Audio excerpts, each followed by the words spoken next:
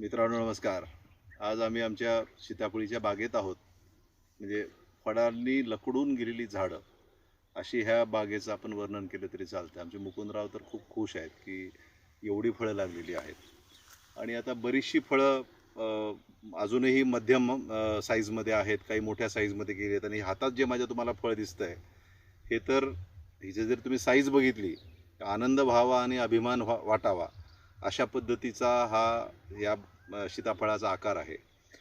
आता हे ठीक आहे, म्हणजे खालच्या बाजूला लागलं होतं, जमिनीशी टेकलं, पाखरांनी हे काय खाल्लं आपल्याला दिसतंय ना.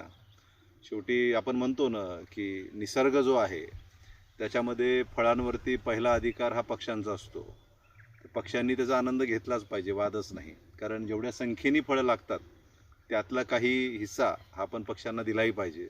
आपण नाही का पूर्वी ताट वाढल्यानंतर पहिला घास देवाचा म्हणून बाजूला काढून ठेवत होतो, तसं हे पहिला घास पक्ष्यांचा फळावरती असं आपण ह्याला म्हणायला काहीच हरकत नाही. परंतु अर्धा एक किलोचं तरी हे फळ असावं असं मला वाटतं. पण एक आनंद वाटावा, समाधान वाटावं अशा पद्धतीचं हे हा फळाचा आता हा साईज आहे, आपण पाहतो याचा आकार आहे. आणि अशाच पद्धतीची फळं या बागेमध्ये पुढच्या काळामध्ये प्रत्येक फळ या आकाराचं व्हायला काही हरकत नाही. कारण ही NMK गोल्डन जात आहे.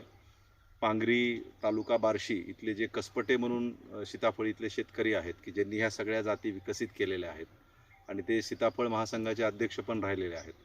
खूप मोठं संशोधन त्यांचं पांगरीला चालू असतं, सतत नवीन नवीन जाती शोधणं ह्याचा त्यांचा कार्यक्रम चालूच असतो सतत.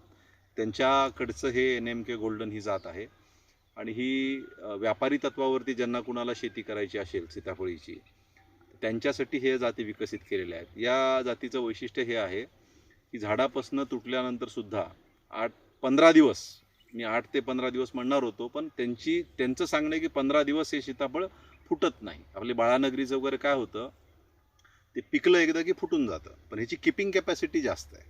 बाळानगरीची जी गावरान सीताफळ असतं आपलं त्याची किपिंग कॅपॅसिटी कमी आहे, याची किपिंग कॅपॅसिटी खूप जास्त आहे, म्हणून याला व्यापारीत्वावरती पाहिलं जातं. शेवटी झाडापासून फळ तोडल्याच्या नंतर ते व्यापाऱ्याला ते विकता यावं इतके दिवस तरी ते फळ नीट राहायला पाहिजे, चांगलं राहायला पाहिजे. त्या दृष्टीने ह्या सगळ्या जाती विकसित केलेल्या आहेत.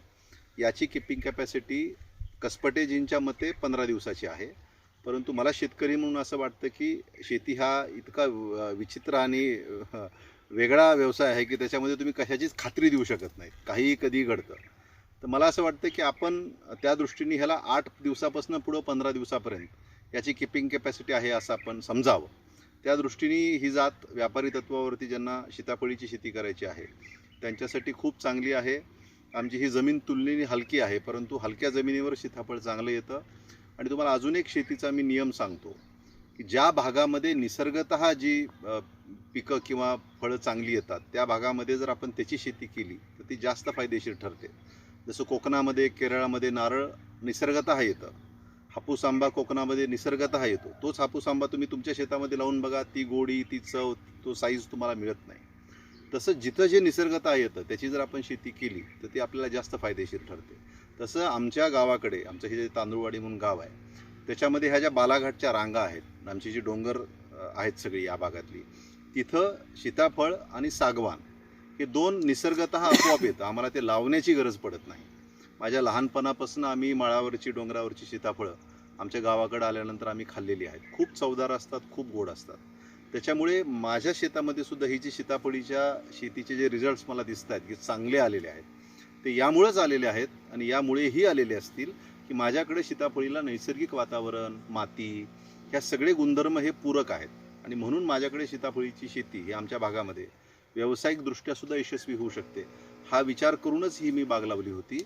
आणि आत्ता मी जिथं उभा आहे तिथं मला असं वाटतं की जो विचार मी केला होता की आपल्याकडे निसर्गतः जे चांगलं येतं सीताफळ, तर मग आपण सीताफळीचीच शेती करायला काय हरकत आहे, तो जो माझा विचार होता तो विचार आज यशस्वी होताना मला इथं माझ्या शेतावरती पाहायला मिळतोय. साधारणतः 1300 झाड माझ्याकडे सीताफळीचं आहे आणि प्रत्येक झाड असं एकही वांजोटं झाड नाही आहे की ज्याला फळ लागलेलं नाही. सगळीकडेच फळं चांगली लागलेली आहेत आणि त्याच्यामुळे एका एका झाडाला 30-30, 40-40 फळं लपडून गेलेले झाड. आमचे मुकुंदराव तर म्हणतात की एका झाडाला कमीत कमी 1 कॅरेट तरी कमीत कमी माल निघेल असा तुमचा अंदाज आहे. आणि ह्या जर आकाराची मुकुंदराव फळं निघाली अर्धा किलोची, तर कॅरेट कसं पुरेल तुम्हाला, एका झाडाला 1 कॅरेट कसं पुरेल. त्या अनुषंगाने असं वाटतं की ही बाग खूप यशस्वी होईल. यावर्षी आम्हाला पहिल्यांदा ही बाग आमची फळामध्ये पडलेली आहे. कदाचित थोडी आमची तयारी पण यावर्षी कमी असेल की बाग फळात पडते का नाही पडते, शेतकऱ्याला अनिश्चितता खूप असते. तर आता जी ही यशस्वी झाली आहे, जी फळात पडली आहे, म्हणजे विश्वास आम्हाला आला आहे, तुम्हाला मी 100% सांगतो की पुढच्या वर्षी तर ही बाग ह्याच्यापेक्षा सुद्धा चांगल्या परिस्थितीमध्ये तुम्हाला दिसेल आणि त्याच्यामधलं उत्पन्न सुद्धा त्या पटीनेच वाढेल. सहसा अपेक्षा ही असते की सीताफळीची बाग जेव्हा पहिल्या वर्षी आपण घेतो तेव्हा तिला कमीत कमी 2 टन तरी माल निघावा अशी अपेक्षा असते. एका एकरमध्ये 2 टन माल निघावा आणि वाढत जर गेला तो माल तर 5 टन किंवा 7 टनापर्यंत सुद्धा तो माल जातो. तर यावर्षी मला असं अपेक्षित आहे की आमचा एक 2 टन तरी एकरी सरासरी माल या झाडांपासून आम्हाला मिळेल आणि पुढं तो 5 टनापर्यंत जाईल. 7 टनापर्यंत जाईल असं मी म्हणणार नाही, कारण आम्ही काही तसे शेतकरी नाही आहोत आवराजच्या मुळेंसारखे की ज्यांना 7 टन पण निघतो किंवा कसपटेंसारखे. आमची आपली जुजबी शेती आहे, त्याच्यामुळे 5 टनापर्यंत आपण भविष्यामध्ये जायला काही हरकत नाही. तर माझ्या सगळ्या तरुण शेतकऱ्यांना, जे प्रयोगशील शेतकरी आहेत, ज्यांना काहीतरी नवीन करावं असं वाटतं, त्यांना मला हे सांगणं आहे की तुमच्या भागामध्ये निसर्गतः जी पिकं ही चांगली येतात, जी फळझाडं चांगली येतात निसर्गतः, त्याची जर तुम्ही शेती केली तर तुम्हाला उत्तम निकाल मिळू शकतात. आपापल्या भागामध्ये पहा की आपण निसर्गतः काय केलं तर आपल्याकडे चांगले रिझल्ट्स येतील आणि त्याचीच शेती करा, तरच तुम्ही त्याच्यामध्ये यशस्वी व्हाल. निसर्गाशी झटू नका, निसर्गाशी विनाकारण स्पर्धा करायला जाऊ नका.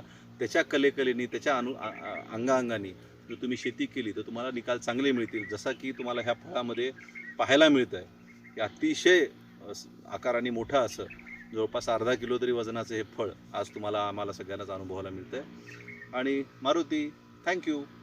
तुझ्या मेहनतीमुळं, तुझ्या कष्टामुळं, तुझ्या लक्ष देण्यामुळे हे सगळं व्हायला लागलेलं आहे. त्याच्यामुळं तुमचेही आभार मी मानले पाहिजेत, कारण मला माहिती आहे की नोकरी आणि पगार ह्याच्या पुढं जाऊन तुम्ही माझ्याबद्दलचं प्रेम आहे, आत्मीयता आहे, म्हणून ह्याच्याकडे सगळं लक्ष देतं, ह्याची मला पूर्ण कल्पना आहे. आणि त्या प्रेमासाठी, त्या आत्मीयतेसाठी थँक्यू. आता हे जे आलेच सगळे, एवढे मात्र मला पदरात पाडून द्या. भगवानाकडं लागलेला माल जाऊ द्या.